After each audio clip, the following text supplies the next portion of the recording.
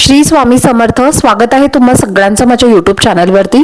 आजचा दिवस तुम्हा सर्वांना खूप छान सुखाचा आणि आनंदाचा जाऊ देत हीच मी स्वामींच्या चरणी प्रार्थना करते आणि आजच्या व्हिडिओला सुरुवात करते। पण त्या अगोदर तुम्ही माझ्या चॅनलवरती जर नवीन असाल तर चॅनलला सबस्क्राइब नक्की करा। त्याचबरोबर कमेंटमध्ये श्री स्वामी समर्थ लिहायला अजिबात विसरू नका। उद्या वार आहे रविवार आणि उद्या आहे वैकुंठ चतुर्दशी। तर उद्या संध्याकाळी आपल्याला आपल्या घरावरनं एक वस्तू ओवाळून टाकायची आहे किंवा ती आपल्या घरातनं बाहेर काढून टाकायची आहे। त्यामुळे आपल्या घरातले जे काही संकट असतात, दोष असतात, वास्तुदोष असतात, पितृदोष असतील तर ते सर्व काही आपल्याला दूर करायचे असतील तर अतिशय प्रभावी असा हा एक उपाय आपल्याला उद्या संध्याकाळी करायचा आहे। तर आपल्याला आपल्या घरातून एक वस्तू जर आपण ही बाहेर काढून टाकली तर आपली या सर्व त्रासातून सुटका होईल। आणि कार्तिक महिन्यामधले जी ही पौर्णिमेचा दिवस आहे, त्याचबरोबर उद्या वैकुंठ चतुर्दशी आहे, तर या दिवसाला एक विशेष महत्त्व असतं।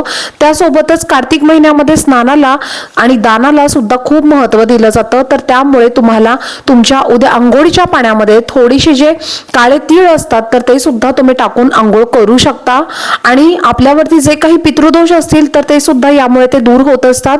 आणि तुम्हाला जर वेळ असेल किंवा तुम्हाला जर शक्य असेल तर तुम्ही पवित्र नद्या जर तुमच्या आजूबाजूला असतील तर पवित्र नद्यांमध्ये जाऊन सुद्धा तुम्ही अंघोळ करण्याला सुद्धा एक वेगळ्याच प्रकारचं महत्त्व आहे। त्यामुळे आपली कितीही जरी आपल्या आयुष्यामध्ये पाप आपण जर केलेली असतील तर ती पाप सुद्धा किंवा त्याचा प्रारब्ध कमी व्हायला सुद्धा नक्कीच यामुळे मदत होत असते। पण कार्तिक महिन्यामध्ये आपण जर स्नान केलं, अशा या विशिष्ट काही जर पवित्र नद्या असतात आणि त्या नद्यांमध्ये जाऊन आपण जर स्नान केलं तर त्या सर्व पापातून आपली सुटकाही होत असते। आणि त्यामुळे आपल्याला या ज्या गोष्टी आहेत तर त्या आवर्जून करायच्या आहेत। पण जर तुम्हाला पवित्र नद्यांमध्ये जाऊन अंघोळ करणं शक्य नसेल तर मग तुम्हाला तुमच्या घरामध्येच अंघोळीच्या पाण्यामध्ये जे थोडेसे काळे तीळ असतात तर ते तुम्हाला टाकायचे आहेत आणि त्या पाण्याने सुद्धा तुम्ही अंघोळही करू शकता। तर यामुळे सुद्धा आपल्या अवतीभोवती जी काही नकारात्मक शक्ती असते, जे काही वास्तुदोष असतील, पितृदोष असतील तर ते सुद्धा दूर होत असतात। तर उद्या आपल्याला आपल्या घरातनं एक वस्तू बाहेर काढून टाकायची आहे। याबद्दलची संपूर्ण माहिती तुमच्यासोबत मी आजच्या व्हिडिओमध्ये शेअर करणार आहे। त्यामुळे व्हिडिओ हा स्किप न करता शेवटपर्यंत नक्की बघा, जेणेकरून तुमच्यापर्यंत योग्य ती माहिती पोहोचेल। तर बघा, आता हा जो उद्याचा दिवस आहे तर तो तुम्हाला मी सांगितलं त्याचप्रमाणे भगवान विष्णूंना समर्पित असतो। उद्या त्रिपुरारी पौर्णिमा आहे, अतिशय महत्त्वाचा आणि मोठा दिवस हा मानला जातो। उद्या आपल्याला भगवान विष्णूंची ही जास्तीत जास्त सेवा करायची आहे। आपल्याला घरच्या घरी सत्यनारायण हे करायचं आहे। सत्यनारायण कसं करायचं आहे यावरचा सुद्धा डिटेल व्हिडिओ आपल्या चॅनलवरती आहे। तुम्ही जर तो पाहिला नसेल तर चॅनलला व्हिजिट करा आणि तो व्हिडिओ नक्की बघा। त्यासोबतच तुमच्यासोबत मी काही बरेचसे उपाय सुद्धा शेअर केलेले आहेत, तर ते उपाय सुद्धा तुम्हाला या उद्याच्या दिवशी करायचे आहेत। तर बघा, आपले जे कुंडलीमधले जे ग्रह असतात आणि हे ग्रह जर एका रेषेमध्ये नसतील किंवा ते नीट नसतील तर त्यामुळे आपल्याला आपल्या आयुष्यामध्ये अनेक अडचणींना सामोरं जावं लागत असतं।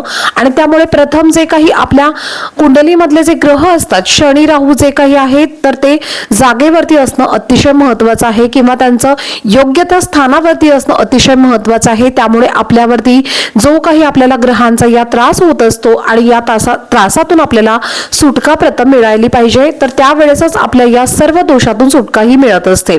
तर त्यासाठीच आपल्याला आपल्या घरामध्ये जी काही नकारात्मकता आहे किंवा आपल्या घराला जर एखाद्याची नजर लागलेली असेल तर बघा कसं होतं। बघा, बऱ्याच वेळेला आपल्या घरामध्ये बाहेरच्या व्यक्ती येत असतात आणि घरामध्ये आल्यानंतर आपल्याबद्दल त्यांच्या मनामध्ये काय भाव आहे हे आपल्याला प्रत्येकालाच माहिती असतं का? तर नाही, अजिबात आपल्याला माहिती नसतं।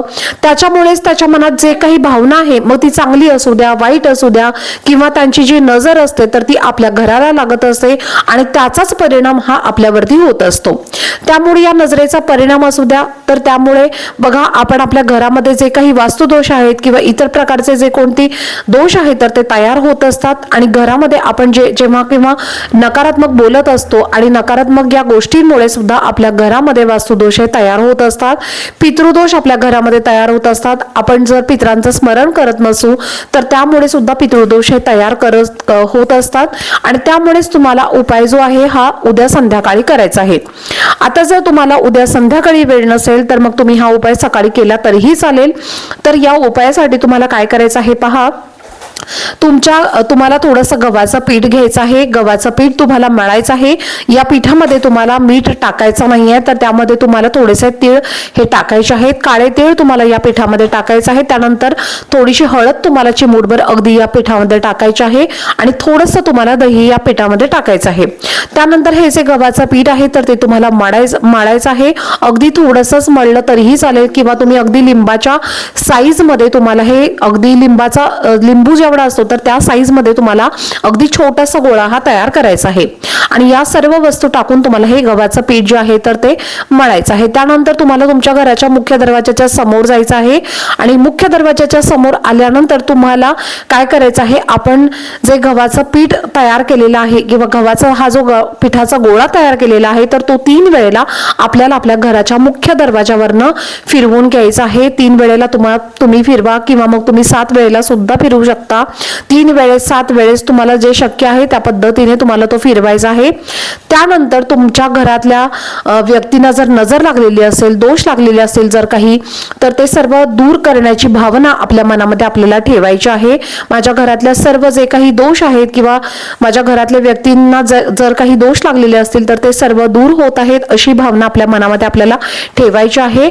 आणि हा गव्हाच्या पिठाचा गोळा जो आहे तर तो आपल्याला फिरवून झाल्यानंतर तुम्हाला तुमच्या घराचा बाहेर जिथे कुठे झाड असेल तर त्या झाडाखाली तुम्हाला हा गव्हाच्या पिठाचा गोळा टाकून द्यायचा आहे. तिथे जे काही पशु पक्षी वगैरे असतील तर ते हे गव्हाचं पीठ किंवा हा जो गव्हाच्या पिठाचा गोळा आहे तर ते खाऊन घेतील.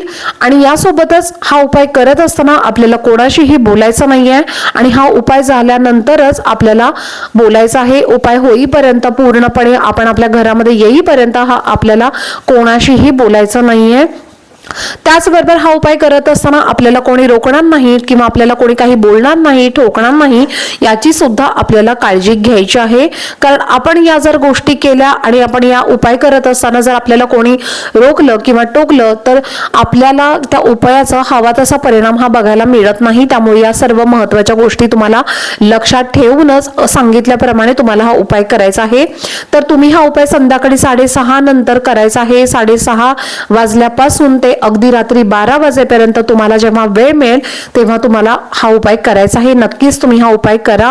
तुम्हाला याच्याने नक्कीच खूप फायदा होईल. तुमचे जे काही सर्व दोष आहेत तर ते नक्कीच दूर व्हायला मदत होतील.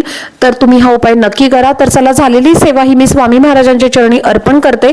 आजचा व्हिडिओ जर तुम्हाला आवडला असेल तर व्हिडिओला जास्तीत जास्त लाईक, शेअर आणि चॅनलला सबस्क्राईब नक्की करा. भेटूयात पुढच्या व्हिडिओमध्ये. तोपर्यंत सर्वांना श्री स्वामी समर्थ.